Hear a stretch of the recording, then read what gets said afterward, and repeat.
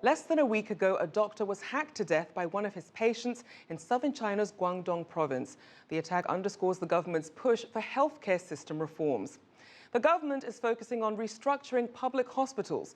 They're also speeding up the creation of a tiered medical system and hoping to expand that to 200 cities by the end of 2016. Improving universal healthcare coverage and drug safety are also being tackled. Now, one of the biggest issues in the healthcare industry is the uneven distribution of medical professionals and resources. By the end of 2014, there were 2.89 million licensed doctors. Beijing, Chongqing and Shanghai are the top 3 cities with the most doctors. Well, the reforms are also trying to address the lack of healthcare in the country's rural areas. But as CCTV's Wenjing reports, extending those services brings challenges of their own. Dr. Pei has worked in a public hospital for nearly 20 years. He once saw to 176 patients in one day, a personal record for him. 2 years ago, he left the public system and joined a private clinic. I can still remember the day that I received that record number of patients.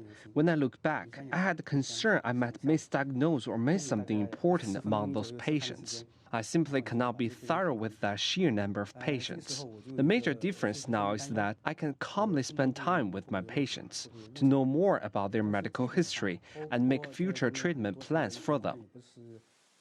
Unlike Dr. Pei, most of his peers are still working in public hospitals.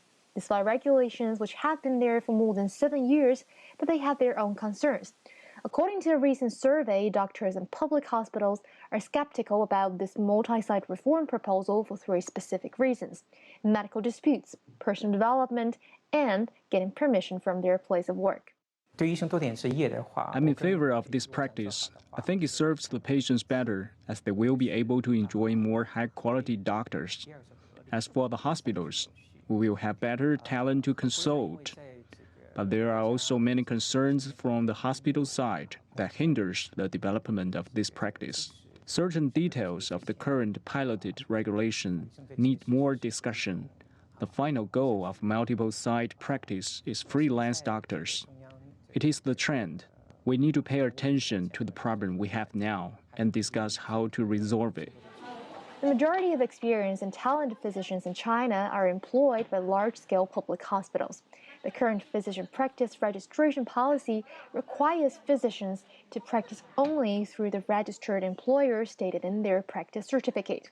As a result, it is not easy for some medical institutes to hire high-quality physicians.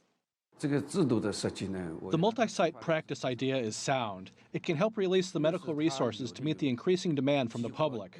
Also, it can create a new order so that patients will follow the doctors rather than everyone heading to the large, crowded hospitals.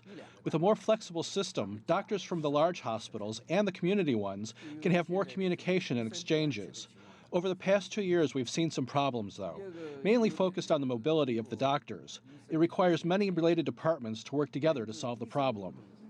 The doctor said there's still a huge lack of medical workers in Shanghai's Pudong New area, and it's not practical to train what's there to meet the demand.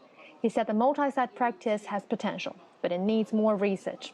According to the official figures, there are around 45,000 doctors registered for the multi-site policy across the country. The number is a very small proportion, with its more than 2 million licensed doctors.